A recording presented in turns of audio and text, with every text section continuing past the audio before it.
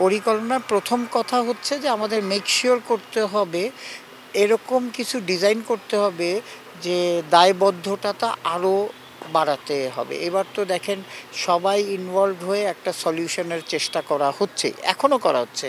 আমরা আজকেও কিন্তু আপনার একটা প্রেসিডেন্ট সাহেব স্টেটমেন্ট দিয়েছে যে উই উইল লুক আফটার, মানে যারা আপনার আমাদের ইয়েতে ছিল, ড্রাফটে ছিল, তাদের কিন্তু মানে একদম ক্লিয়ার মানে আমরা অ্যানাউন্সমেন্ট যে আমরা we will take care of them and আমরা রিট্রিভ করব যেইভাবে।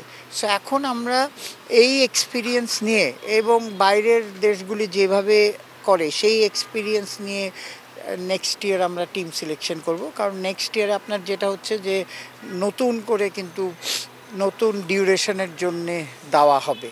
তো সুতরাং এটা আমরা ওইভাবেই, একটা জিনিস হয়েছে যে আমাদের যে এক্সপিরিয়েন্সটা হয়েছে সেই এক্সপিরিয়েন্সটা কাজে লাগিয়ে আমার হোপফুল যে নেক্সট ইয়ার এরকম হবে না। যেটা তো আমরা তো একদম যেটা আমরা এই আজকেই যেটা আপনাদের আমাদের প্রেস রিলিজের মধ্যে জানিয়েছি, ড্রাফটে যেসব প্লেয়ার কন্ট্রাক্টে আছে তারা না পেলে আমাদের কাছে আসলে we will take care, we will address it. তার মানে আমরা এটা যেভাবেই হোক তার পেমেন্ট এনশিওর করা হলো। শোনেন, আম্পায়ারিং তো আমরা একটা প্রসেসে আছি, যেটা ভালো লেগেছে আপনার খেয়াল করে দেখেন যে এবার আমরা কিন্তু আমাদের লোকাল আম্পায়ারদের ইম্পর্টেন্সটা বেশি দিয়েছি, নাম্বার ওয়ান।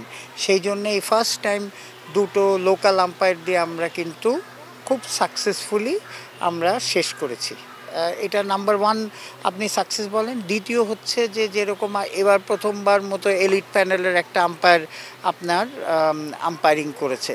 তো সাথে হচ্ছে কি যে আপনার এটা তো একটা training platform to go to next level, সেটাও কিন্তু আমাদের একটা এইটা আমরা সফল হয়েছি। তো সুতরাং এই দিক দিয়ে আম্পায়ারিং সবাই বলছে, দেখেছি যে একটা দুইটা ছোট ইনসিডেন্ট ছাড়া ইট ওয়াজ 90% প্লাস পারফেক্ট। সো সুতরাং এইটা।